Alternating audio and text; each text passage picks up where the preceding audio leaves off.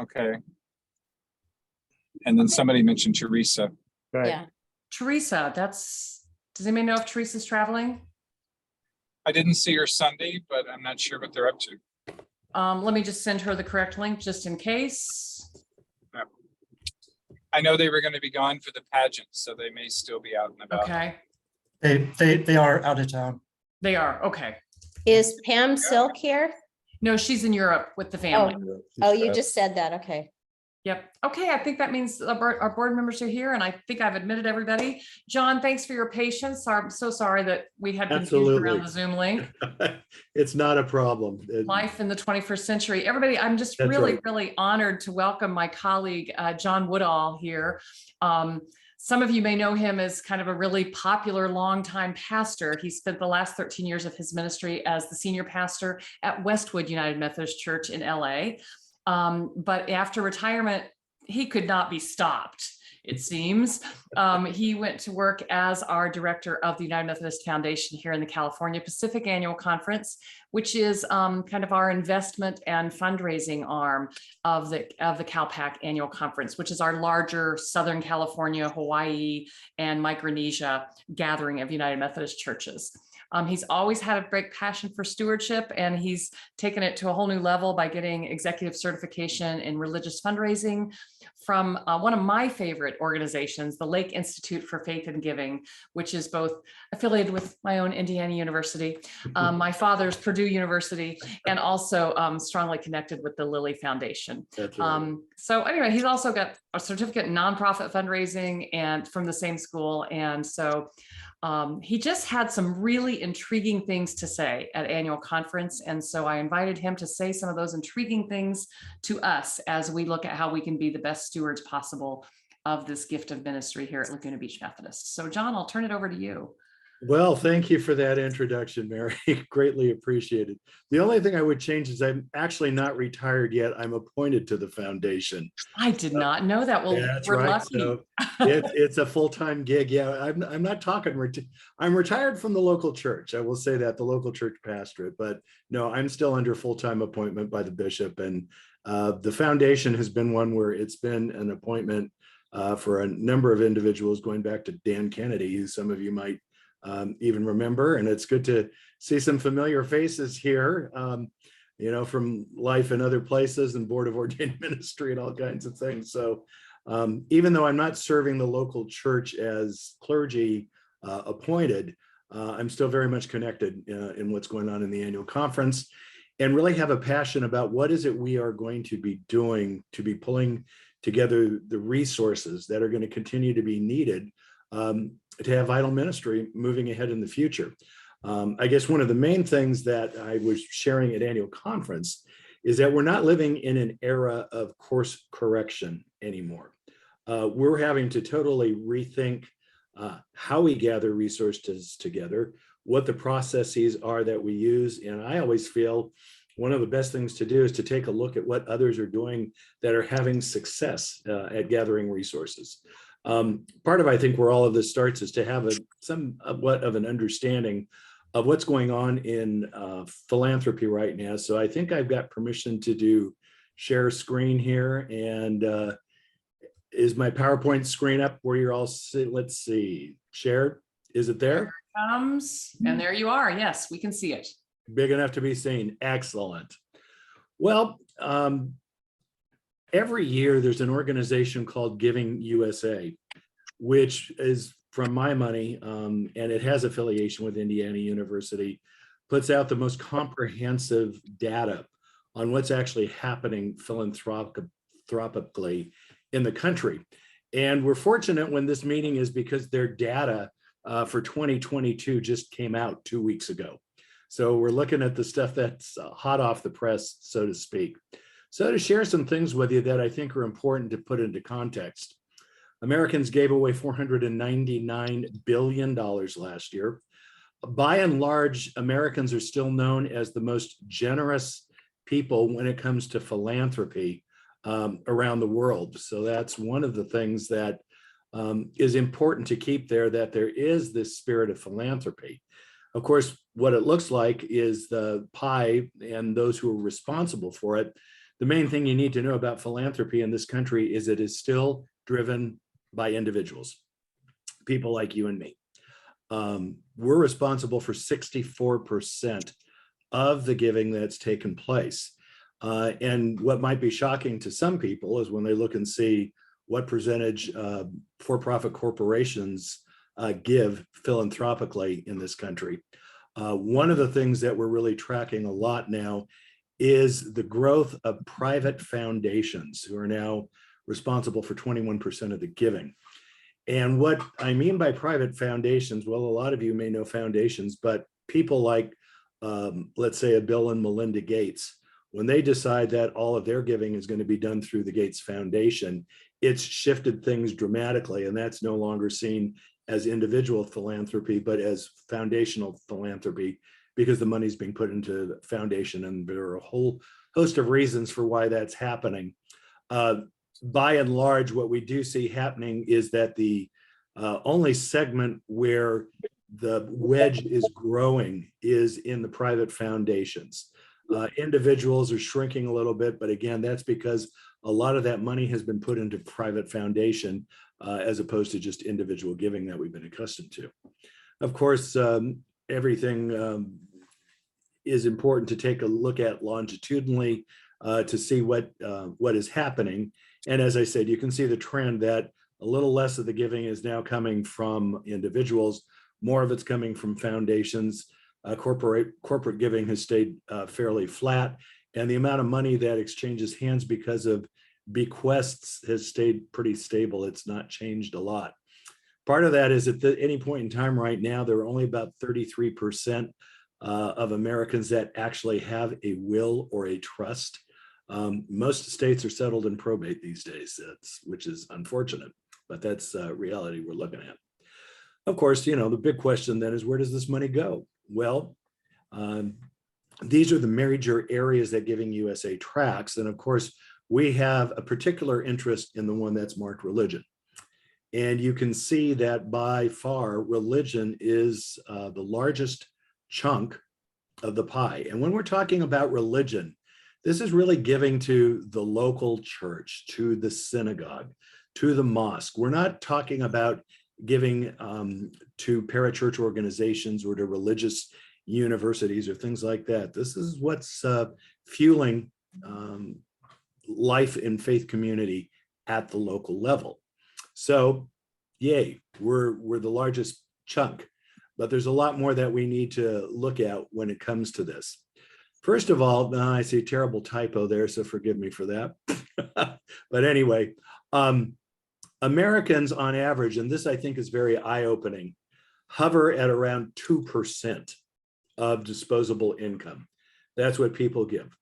And the thing is if you disaggregate church people, it doesn't grow by that much more. It's about 2.3 to maybe 2.4% if we're being really generous. And one of the things we need to realize that's telling us is that this concept and conversation that we have about tithing really is mythology. While we know people who do tithe, by and large, that is not how Americans give. And we have been very consistent over the last 40 years with regard to how we give. Approximately, 2% of income moves around there. The thing that is most critical for those of us that are involved in life in the local church is back in 1985, 58% of all charitable giving went to religion. This past year in 2022, it was down to 27%. And if we were to look at inflation adjusted dollars, giving fell by almost 10% to religion when we're looking at inflation adjusted. But the thing that is driving our churches crazy, and our finance committees too, is that our religious giving has decreased by 53% since 1985. And those of you that have been working in church finance for a while know the stress that this has put on the organization. So it's not a question of churches having expenses that have gone wildly out of control or all these other things that we like to talk about. The reality is the amount of money that the average American is giving to religion has decreased by half. And that's really something that's important to hold on to as we try to consider what this means for moving into the future. Well, we can't help but take a moment to pause and look at what's also going on in church in general. Many of you have probably paid attention to what's been happening with changes, let's say, in religious preference and what's been going on for the last 35 or plus years. And we see a lot of discussion about this category of the religious none, which is growing each year. Don't have the current data on 22, but this is one of the things that's really starting to cause us to open our eyes even more. And particularly when we look at the next slide, is some of you may remember when the Gallup organization made this bold proclamation 2 years ago, based on their longitudinal data, that for the first time in American history, those who claimed membership in a church, synagogue, or mosque were now in the minority in this country. You can see back at World War II through the 50s and the 1960s, kind of this heyday that many of us might still remember, membership in a faith community held at over 70% of the population. So it should come as no surprise to us that giving is down when we see what is also happening with the trending of people who claim a religious identification or affiliation.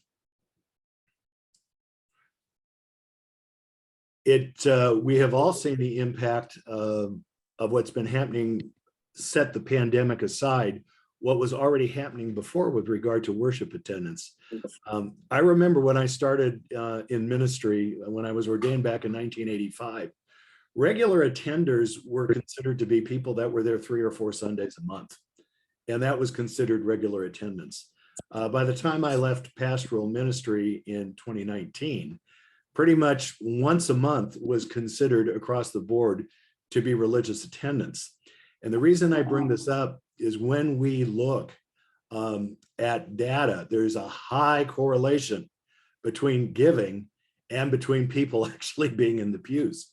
So we should not be surprised that this has had a major impact on what we see with giving. People are much more inclined to give when they're actually participating in person in their faith community. So what does this all mean? And I'm going to, finish up my little spiel here to invite us to be in some conversation. Well, our old reality is that we operated for decades under the assumption that giving to the congregation was the absolute first priority of what people in our congregation did. My wife tells the story of how every time her father received the paycheck, the first thing that happened in their household is he wrote out the check to the church, set it on the desk in the front room where everybody saw that that was going to be the first thing that went out. And for certain generations, that really was normative. But what we know is this is no longer how it is working. Our new reality, and I think this is one of the things that's been most difficult for the church to understand, is that we are now in competition with for every dollar with every other nonprofit that's out there right now. The numbers of nonprofit organizations in this country are continuing to increase every year as numbers of faith communities are decreasing. Most of our stewardship approaches, campaigns, programs have never had to deal with the notion that we were going to be in competition with a local homeless shelter, the arts organization, the university, whatever the case may be. And that is, however, our reality now. A lot of this is happening because we are noticing in philanthropy that values are what are really driving giving that's taking place. So what do I mean by that? Well, each of us as donors have certain values, things that are important to us, things that grab our attention, things that we want to support because it's just such an intrinsic part of who we are. What we sometimes forget too is that organizations also have values, things that they espouse. And for the donor, it's really important to know what the values are of the organization, because the reality is when the values of the donor and the values of the organization line up, that's when giving takes place. You know, I can give you a great example in a local church that sometimes when we've tried to do special asks and we don't understand why we cannot get 100% participation for the new roof that has to go up on the building. Well, some of this is because of values. Some people have a real value attached to the brick and mortar, and they see that as critically important. Other people don't have so much value attached to that and say, no, I prefer my money to be going out where I think it's supporting mission in the community or something else. And for a person whose values are really driven by that, it's going to be very hard to convince them to give a gift for something that really isn't their value. And in church, we don't spend a lot of time thinking about what exactly are the values we are espousing, and even more, what are the values that our donors are letting us know just by watching what's going on with giving trends. Now, you know, our giving approach and stewardship in the church is no great surprise. It used to be a once a year event that usually happened in the fall. There would be a campaign, there would be pledges, and then a budget would be put together. But most of us that have really been concerned about pulling budgets together in the last decade or more have started to realize that a once a year campaign isn't necessarily cutting it. And we also know that, well, for example, when I finished up my ministry at Westwood, we had a certain number of giving unit households, which gave like clockwork, and it was all very clear. You could count on it every year coming in. But the last year I was there when we conducted a pledge campaign, only 53% of those giving households actually made a pledge. Now, what we're finding in this day and age is people are very reticent to make a pledge, but they still give. So it's forcing us to look at how we put a church budget together in a different way than we did before. We used to think it's all about the pledges, but the truth is it's not. And you can see many, many cases across the board where there's as much giving that comes in that is unpledged, sometimes even situations where more giving comes in that's unpledged. So we're really having to, I believe, start to be looking at an approach towards stewardship where we are communicating, teaching, and asking on a year-round basis. One of the things that I've started doing in a few of our congregations is actually to work at creating development teams in the church as opposed to stewardship teams, using the principles that development officers use for nonprofit organizations all over the country.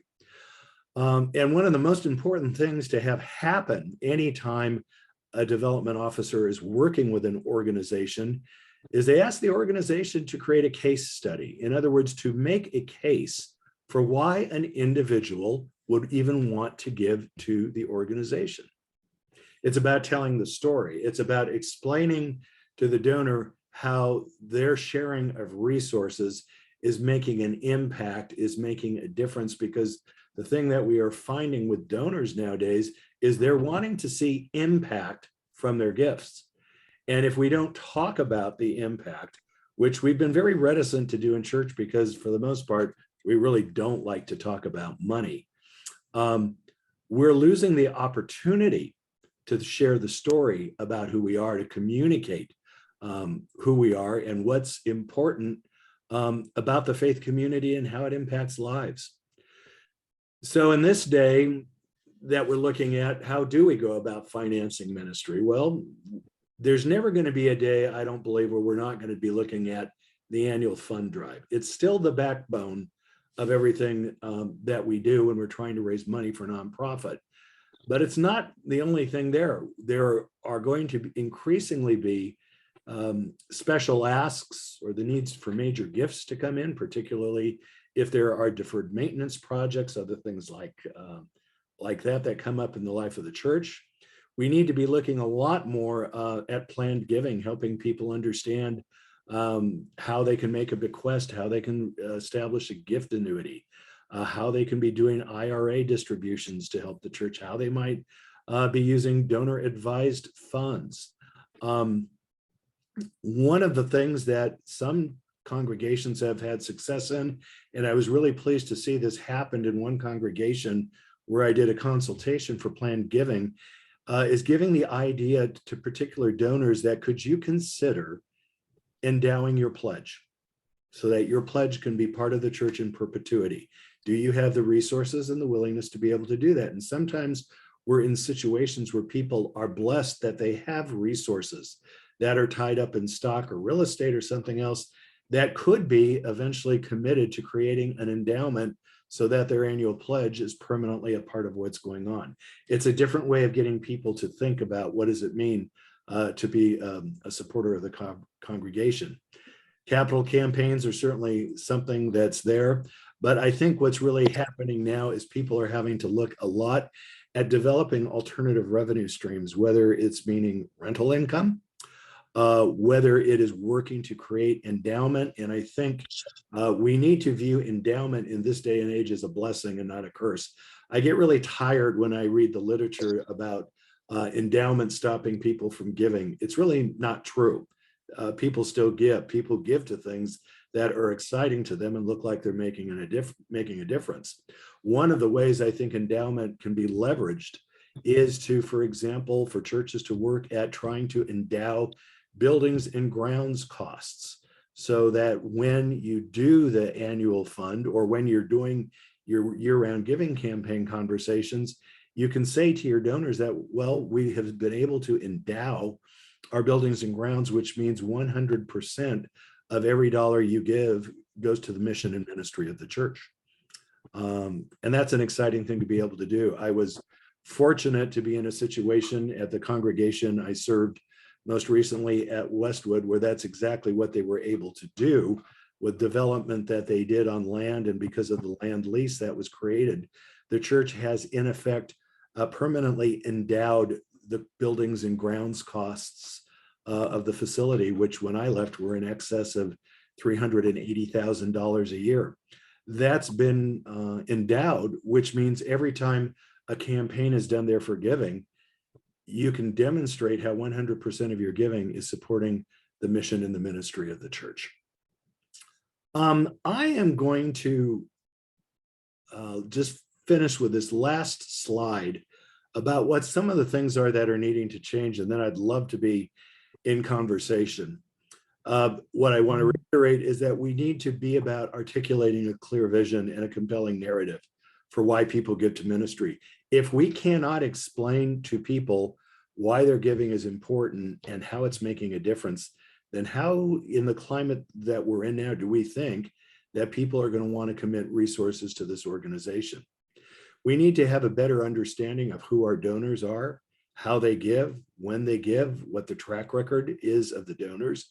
Every other organization you give to other than the church does an outstanding job of tracking this.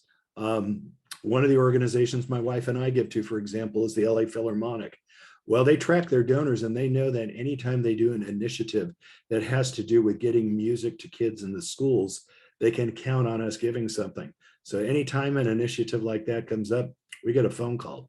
And it's another whole subject about how I get, 2 to 3 personal phone calls a year from the LA Philharmonic thanking me for giving. I'm waiting for the first one from a church thanking me to give for over 35 or 40 years. But just understanding donors is a critically important thing.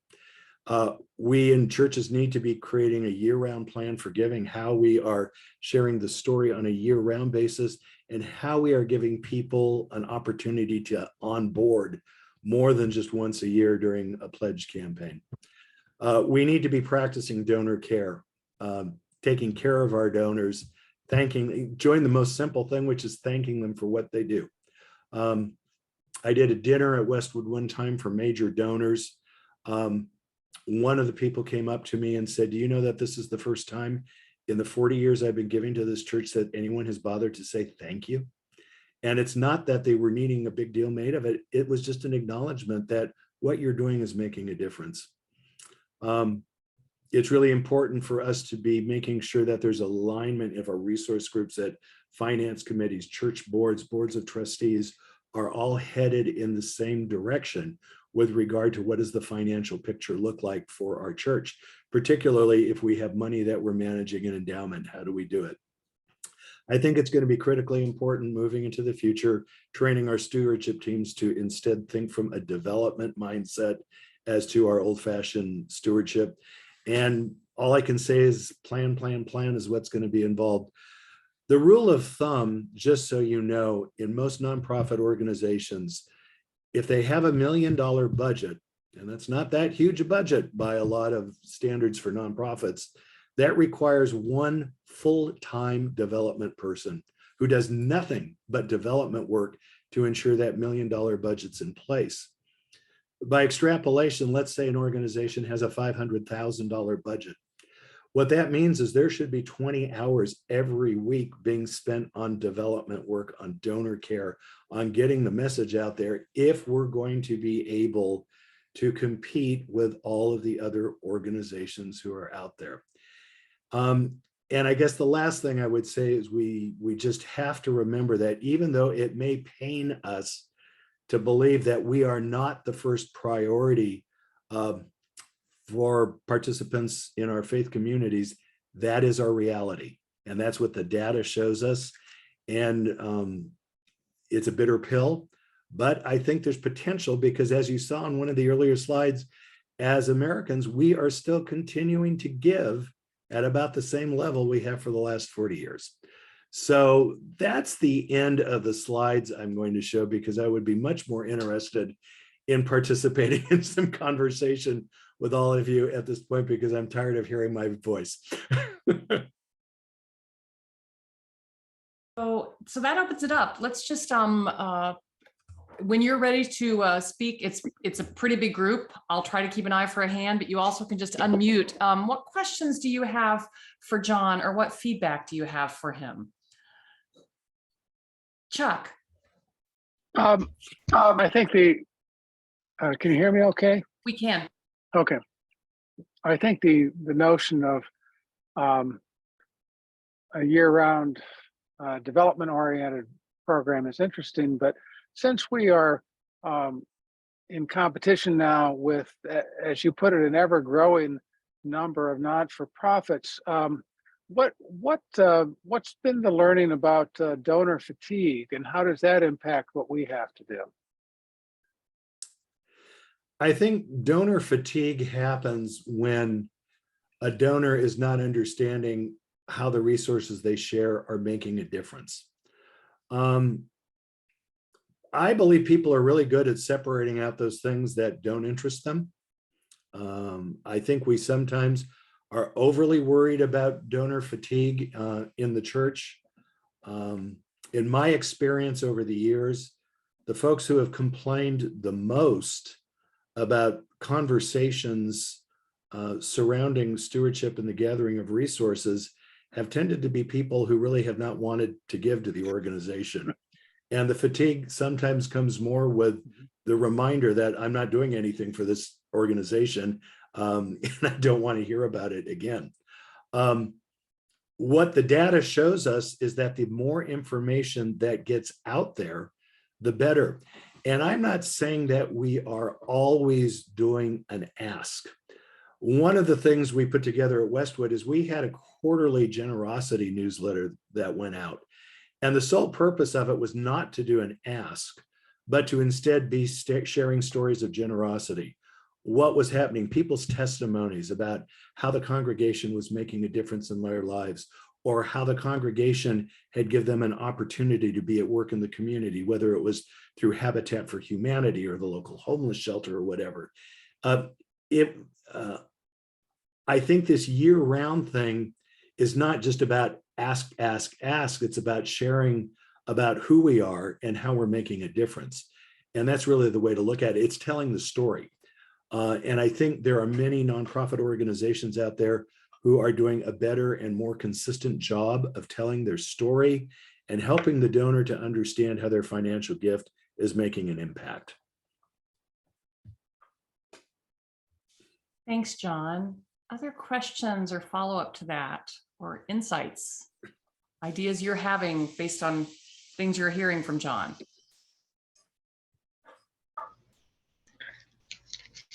I'll add something. Hi, John. I'm Joy Clary. I'm Hi, Joy. the niece of Alan Sharon Rhodes Wicket. Oh, okay. So it's great to meet you. It's a And small so world. it is a small world.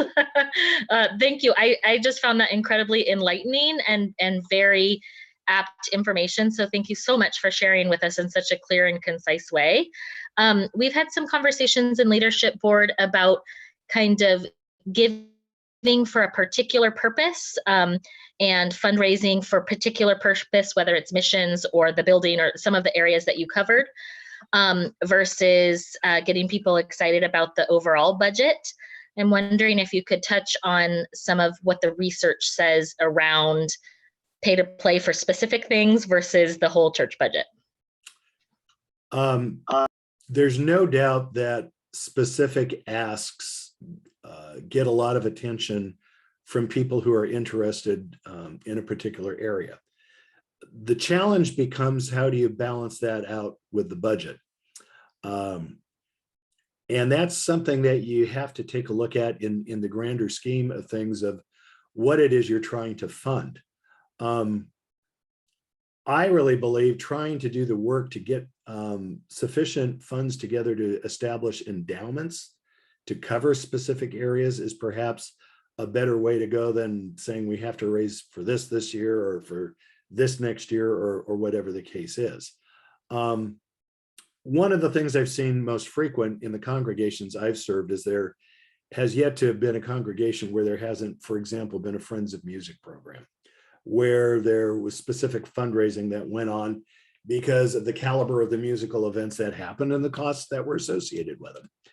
And I never had a problem with it, so long as in the tracking that I did, I didn't see that people were switching from supporting the budget to supporting this. In my experience, what I found happening is that it was increasing the giving of certain individuals, that people had already kind of made a decision about what they were going to do to support the overall budget. And when this special ask came in, I did not see an appreciable difference in what was happening to their giving to the general fund. But here's the point of what I made earlier. When you start to put these kinds of practices in place, it's critically important to have a set of eyes or two who are tracking what's going on, so that you see if there's a real impact happening or not. Sometimes it's just identifying households anonymously, but sometimes it's really critical, though, for certain individuals to know specifically what's going on. I always made it my business to know who gave, how much they gave, because it was much a tool for me to understand what was happening to people if I saw a sudden change in a giving pattern. Sometimes it was an alert to a pastoral care issue of what needed to go on. I also come from the mindset that theologically, our ability to talk about money and to share our resources is a huge part of who we are as spiritual people. So I don't have a problem delving into that. So what I would say, Joy, is it's one way to get more excitement about things, but it's really important to track what goes on.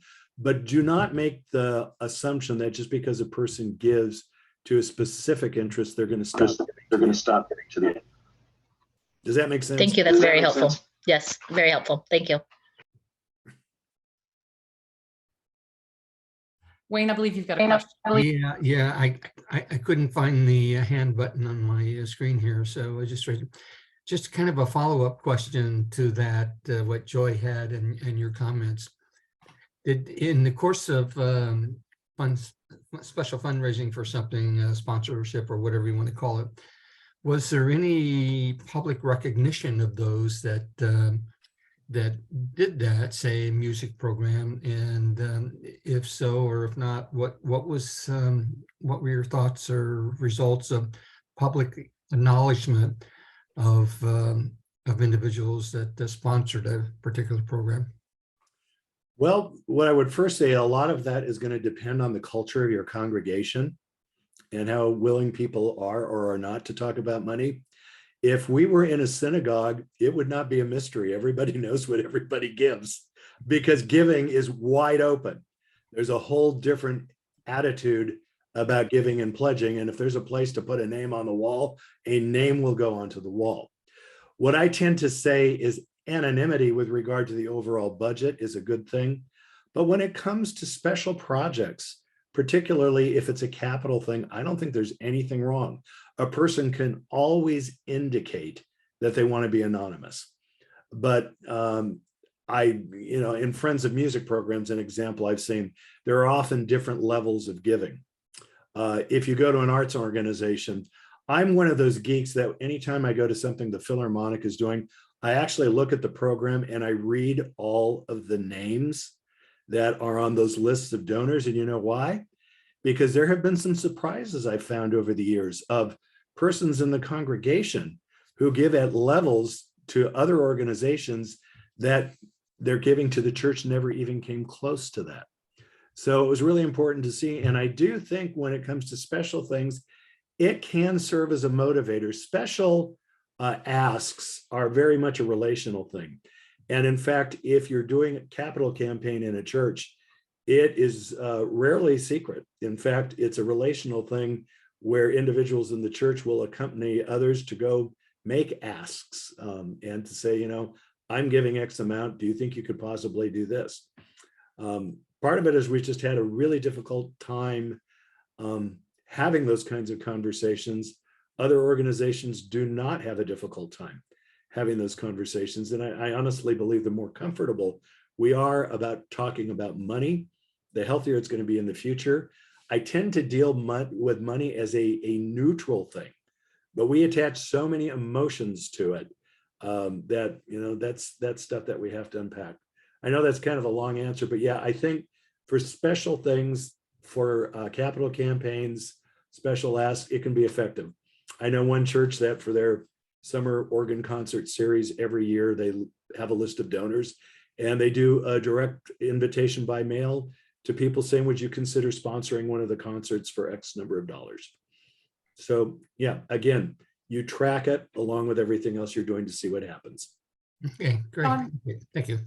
Thank you, Wayne. John, there's a follow-up question from Teresa on the phone. Just that mailing thing really elicited an interesting question. She asked, can you please talk about best practices in terms of communications for fundraising, investing, i.e. direct mail may not reach all people, but social media may not reach all people, the e-list may not. So how do you recommend the congregation kind of catch all of the members' attention? All of the above. Some of the new data that's coming out that is startling is millennials, Gen Y and Z are responding more to direct mail than they are to social media. They're getting tired of the social media. The direct mail allows them to sit down and to look at it.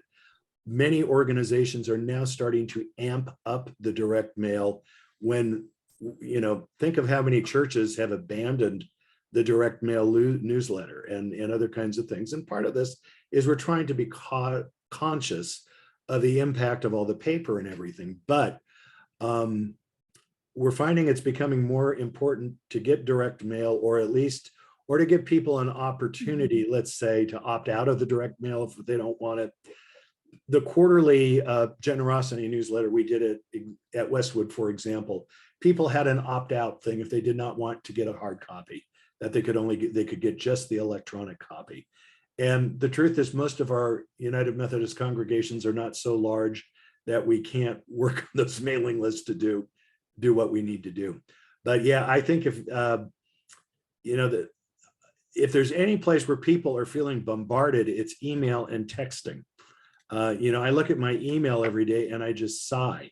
With direct mail, I can sort through the junk I'm not interested in, but then also set aside those things that I do want to read, but I don't have to read right this minute. And the problem with email, if you wait a day, then you're spending half an hour hunting for the email that you didn't read and you just say, forget it, I'm not going to read it. Does that make sense? That makes a lot of sense. Yeah, thank you very much. Peter has a question. Hey, John, I appreciate your presentation. Mhm. One of the things that stood out to me is you're talking about people being recognized. And I think as a former pastor, and part of the church for many, many years.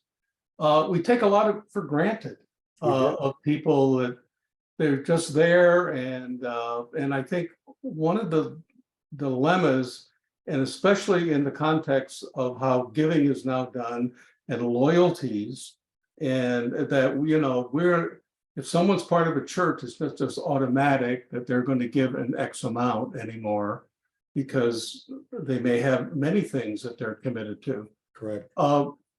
What else might you say about, how a local congregation can be more effective in recognizing and communicating with people who support the congregation? One of the last things I did at Westwood is we completely revamped the Stewardship and Finance Committee. And we set aside a group of people who really just wanted to deal with the line item budget on a quarterly basis. And everyone else became part of the development team. And we divided the development team up into two groups. One group focused solely on communications, the other focused on donor care. I had a wonderful group of people who I provided them a list of names on a once-a-month basis, and they sent a personal handwritten note to everyone thanking them for the way they had been supporting the congregation. It was something that was simple to do, but in this day and age, to get a handwritten note where somebody says, "We notice, we appreciate, thank you for what you're doing." And when I said I did a major donors dinner, major donors have to be cultivated in a different way, because the truth is 10% of your congregation or 10% of your giving units are going to be responsible for over 60% of the budget in most nonprofit organizations. That doesn't mean they get more or better care. They get a different kind of care. When I did letters for the appeal every year for the annual fund, I would do stratified letters that sometimes there would be 4 or 5 different letters appealing to specific groups in the church. So for example, the donors who were giving more than $25,000 a year, I had a particular way that I wanted to communicate with them, as opposed to the person who had never given, but who had attended, giving them some thoughts about how they could possibly start to become a giver at the church. So the issue is, it's not a one size fits all. Part of the donor care is understanding the stratifications of giving within a congregation. And that's one of the things I teach when I do these workshops on trying to create a development team, because development work is not a mystery. There are a lot of rules for how to make it work. Our problem is at the church, we have wanted to rely on, just find the program that's, years ago, it used to be, let's go to the Cokesbury bookstore and see what the stewardship program is for this year. It's just not going to cut it anymore. It's requiring a different intentionality in how we approach this. And one of the things I will say, and that was taught to me at Lake Institute, is as pastor in charge at a church, we have to realize that part of our job is that we are the primary development officer for the organization. And that's not a role that is taught in seminary. It's unfortunately a role that many of my colleagues are not comfortable with. But as we move ahead, I don't think it's optional. And I can say that, saying that I really believe our ability to give is part of our spirituality. So why, as a pastor, would I not want to address that part of our spirituality as well as everything else? Don't get preachers started. We keep talking too much. John, I promise not to preach tonight. Slade. John, thank you so much for this information. Wonderful, really helpful to, sort of pick your brain and understand some of the challenges and just the changing landscape that we have as a church. Mike Boffman talks about in his book, Flipping Church, about using metrics and how important it is to measure, and how things oftentimes get reduced to a financial accounting equation when they're not measured. You talked about communicating value, and how are there creative ways that you've seen? How are some good ways that we as a church can communicate that effectively, show those metrics that may or may not be financial, what's happening in the community, what's happening, in our church, and how do we communicate that best? Well, it can be something as simple at weekly worship when we call for the offering, instead of saying, the words that we usually do and invite the ushers to come forward. I encourage the people who are responsible for that to say, because of your giving this past week, we were able to fill in the blank. And what it was saying is that during worship, when we are calling for the sharing of gifts, which we have an opportunity to do every week, and just a quick sidebar here, one of the first training things I was participating in with a group of nonprofit directors, when they found out what I did, they were somewhat mystified, because they said, we don't understand. You have an opportunity to ask your people every week to give. Do you know what we would give to have that opportunity to be able to do it every week? And what it reminded me is we've forgotten what that act of worship is about and what it is we're trying to establish in people. So to be able, on a very simple way, on a weekly basis, to establish a direct connection of how the money has impacted something this week. And then I really think on a quarterly basis to be getting a newsletter, whether it's electronic or printed out, that talks about generosity, that talks about the way church is impacting lives of people, that talks about the way members in our church are volunteering in the community. This is part of who we are as people. It's not just about the finances, it's how we're giving of our time and talent, and how is this happening? That's what generosity education is about. It's creating this culture where, as people, we don't hold on to everything tightly, whether it be our time or our finances, but we're instead approaching this with open hands. So, there's a lot to be said on what an individual church could do. Again, though, it's going to depend on the culture of the congregation as to what might be the best motivator. But, just to try something as simple as calling for the offering and making that linkage on every week, how it changes people's thought process about what's happening. Thank you, John. Well, Teresa reflects something that I think is true of our Laguna Beach culture, because we're highly educated and many of us highly compensated. She brings up kind of the business perspective. She says, thanks to Charity Navigator, many people know they can find an organization that has only 20% overhead. Mhm. That doesn't reflect our church operations. I think it doesn't reflect very many church operations. I think she's right that we're probably closer to about a 70% overhead. So she's just wondering, how do we explain that we're still a good, worthy, and deserving outlet for people to invest in us? Is there a different way that the church budget works than other nonprofits?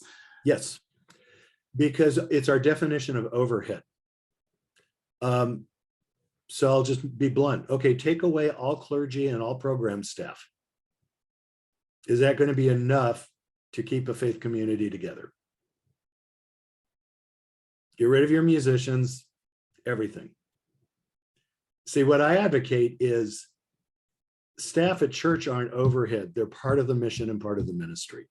And that's one of the things we need to understand as the church, that we are trying to create community of faith, to train, to disciple people, to transform people, to motivate people so they can go out in the world and be making a difference there. But that's not going to be done without significant players that are going to establish those relationships and make it happen. So I don't view it as overhead. In fact, one of the ways I used to create a narrative budget is to be talking about, this is what we spend on worship, this is what we spend on buildings, this is what we spend being out in the community. And I would take every staff person and divide them up however they were used. And that salary would be part of that narrative budget. Dan, I see your smile, you know exactly what I'm talking about. The budget should tell the story, and the staff are part of the story. If we only view staff as overhead, we're going to have a real challenge moving ahead, because if staff are just seen as overhead, then how is it we intend, who's going to be responsible for pulling the community together, training the community, worrying about the spirituality of the community and sending the community out into the world. So for me, it's not overhead. I think that's a really helpful thing, because I think about when the symphony reports their numbers, they don't include the orchestral members as overhead, right? No, Because that's not the cost of overhead. right. So thank you that's helpful. Thank you. That's right. Well, if a person is going to listen to the sermon, they're expecting a preacher to be there. So I don't consider that overhead. That's the goods that are being delivered. Dawn, you've got a question. I think that's a really good point that you made, John, and that's part of changing our culture, changing the way that we view overhead and paying of pastor and paying of staff and paying for music. We need to change our culture and how we do things, and that's a big ask to change a church to change a church's culture. One of the things that we don't talk about, but is just the elephant in the room, is so much of our church culture is still based on this myth of this huge group of volunteers that are out there that are just waiting to be asked. That huge group of volunteers does not exist anymore. Let's just be real. And it's not even a question of not doing a good enough job of training people. Fewer and fewer people are wanting to run the machine that our denomination created in the 1940s, 1950s, 1960s. And see, so here's my soapbox and here's my bias. I think we need to put more resources into local expression in whatever way that looks, and fewer resources into denominational structure, which culture is telling us loud and clear, we no longer place value in denominational structure. What is important to us is the local expression. How is it impacting the community? How is it impacting me? And this is going to be one of the challenges for us moving ahead, because as Methodists, we love our structure. And we built that structure, but that structure is not sustainable. And it's not a question of tweaking anything. It's not sustainable. But I don't think that's going to stop God from working if a denominational structure collapses or changes. Because I really honestly have always believed the most significant work is what's happening through the local expression of the church. And, for me, that's why I am passionate about going to local churches to have these conversations, because you all are the folks that are going to make a difference in this. And it's the local expression that I think we need to be building up and training and giving opportunities to look at things differently and how we can have vitality. Amen. I'm optimistic. I see the numbers like everybody else, but I'm still optimistic. Thank you, John. It's fairly inspiring, and I appreciate that's certainly my philosophy as well. That it really, we were taught in seminary, the Charge Conference, the local Charge Conference is the basic unit of United Methodism. We're the primary, we're the body of Christ that is on the ground. Jeff did point out that if we exclude staff, ministries, and apportionments, Jeff is our treasurer, that our overhead is 19%. And Teresa's asking, oh, John's going to get in trouble for this one. Teresa, she's putting you on the spot. Can we prioritize our financial decisions over conference apportionments? Well, I am pleased to say that's a conversation that's going to be taking place at the conference level. In fact, I'm going to be part of a conversation in 2 weeks about sustainability. And I think one of the things that Bishop Hagia did is that every year he was here, the apportionment asking decreased. The biggest issues are going to be come General Conference in 2024, are we going to be bold? Or are we simply going to figure out what are the Band-Aids we're going to apply to the structure to keep it going?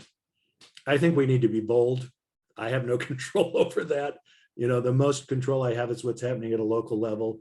But I think this is where it's really important to be having conversation at the district level with superintendents, with bishops, to say, here's the reality. And, I'll just say that I think we're living in a time where it's an either or. We can have the structure or we can have the local church, but we cannot have them both in the way to which we've been accustomed. And I'll probably get in trouble for saying that, but that's honestly what I believe. I think we Anybody can call the bishop tomorrow on John, you know, okay? and there are very vital and part of the problem there is we beat ourselves up a little bit too much. The very fact that, someone that I once worked with reminded me on Sunday morning that when you look out over the congregation, the first thing you need to realize is that everybody sitting there chose to be here today. They chose to be here to listen to you. And there's any other number of things they could have chosen to do. So stop whining and celebrate the fact that these people chose to be here today. Amen. See, I can say these things when I'm not responsible for the local. I'll take a couple more questions. I promised Sure. John we're trying to be done about an hour, but I think Ken's been trying to get in for a bit. Ken? Yeah, how do you transition to the year-round stewardship program? We're running at a deficit right now, and so the question of kind of the mechanics of it, John. Okay, so You establish a core budget. How mhm. do you do that? And then how does the rest of this stuff, rest of the giving? Establishing a core budget, and one of the things I would do is, while it's just a nomenclature, instead of pledges, we asked for estimates of giving. And we gave people opportunity to do that 4 times a year, to especially onboard people who perhaps in the fall weren't able to do that. And it was also being really upfront about here's where we are. There's that fine line in the dilemma that people don't like to get to things that they think are failing. But at the same time, we need to be forthcoming and saying, we're not tracking at the rate we need to, but also I would want to say, are we really understanding the dynamics of the congregation? So not to belabor this point, but one particular year, I had 50% of all income come in the month of December. And as you can imagine, I was stressed from September to November. The big one, Mama. But when I really sat down and broke it down, there was a reason for this. And part of the reason is Westwood was a church where there were 120 attorneys that were members of the congregation. And what I found out, not being an attorney, is many of these people gave out of their year-end bonuses and year-end things that came in. And like clockwork, when I actually sat down and studied it, these same gifts started coming in every December. So it's really critical. And most of you cannot look at your budget as an equal distribution over 12 months of the year.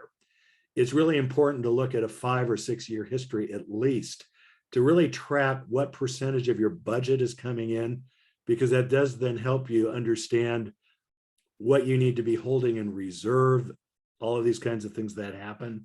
But, strategically, to give people an opportunity to onboard with an estimate of giving or to change their estimate of giving rather than once a year. I mean, let's think about it. How difficult is that to do? But like you say, Ken, it's an organizational thing. And, you might get away with it once in the short term, but for a church to consider doing this in a long term, it really is going to require a fundamental rethinking of how the stewardship, finance committee, development committee, whatever it is you call it, functions and operates. And this is one of the things that I'm happy to do, is to go in, if there's a dedicated group of people who want to do this training. I've been doing it most recently with Foothills UMC, where Greg Batson is the pastor. And I did an initial weekend workshop and then have been going back every year to follow up to see how things are going, various phone calls to do coaching and whatnot for that. And that's just something we provide as a foundation. And I love doing it. So, but, in the short term, you can do that, but long haul, it's going to really be important to look at what it is you want your stewardship, development, finance committee to accomplish. Thanks, John. Mm-hmm. One last question from Sue Doomy. Sue, if you'll unmute. Well, I know my experience, John, as you were saying about, the year-round giving, I'm a huge listener of KUSC classical music. And they have every quarter, they have their fundraising and they get that out there and they say, without your donations, we can't operate. We can't provide you with the music you want. And so I can see where that year-round implementation would be very important, even in our church, to say, you know, look, we want to make this church vital. We want to make this church do what we want it to do. We need your support. Mhm. Yeah.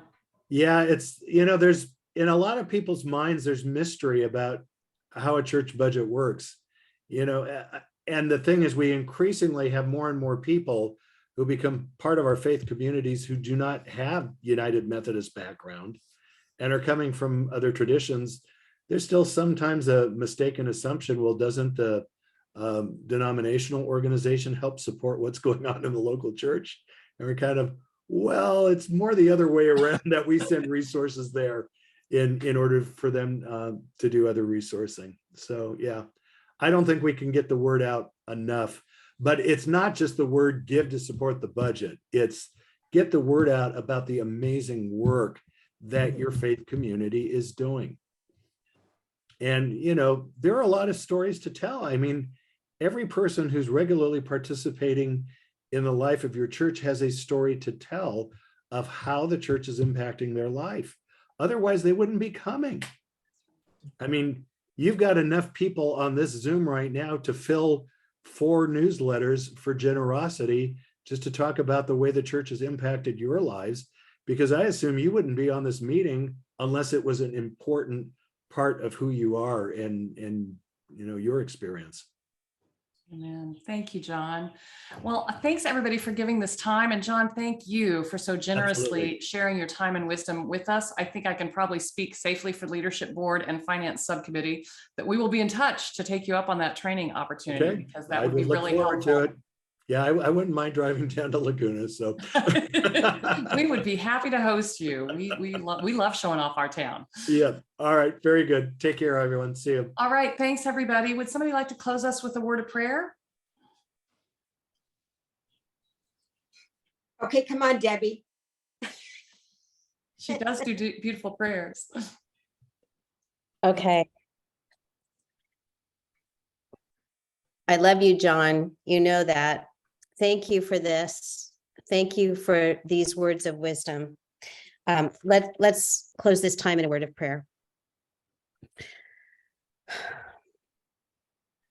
God, give us the vision, the insight, the inspiration to move forward, to change and see new ways of doing things, to remember what has come to us, what has inspired us during this time. Thank you, God, for our church and for all that we love about coming and all that we are given as a result of being a part of the community, and help us to move forward to do what you would call us to do in this time and this place, to see stewardship in a new way, to see church in a new way. Thank you, God, for this time together.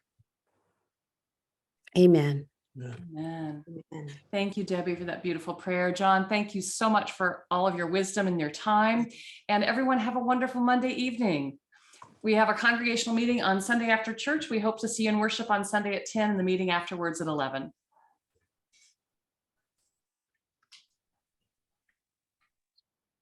Bye.